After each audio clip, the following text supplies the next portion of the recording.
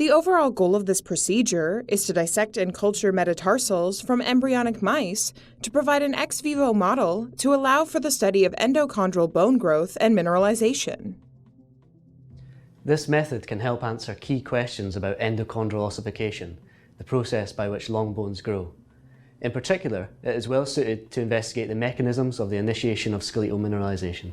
The main advantage of this technique is that it provides, through the maintenance of cell-to-cell and cell-to-matrix interactions, a more physiological model of endochondral ossification compared to cells in 2D or 3D culture.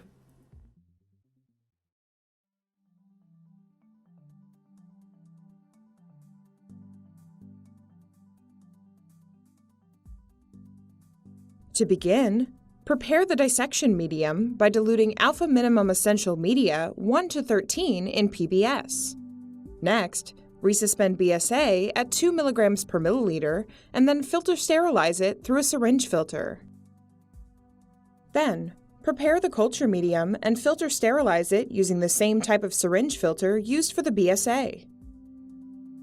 After filtering the culture media, load 300 microliters of the culture medium into each well of a 24-well culture plate.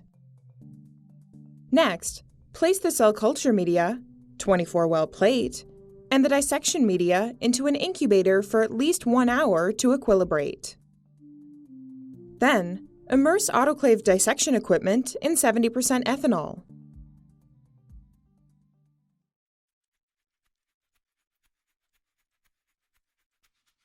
Obtain E15 wild-type C57 Black 6J embryos as described in the accompanying text protocol, and place them in a petri dish.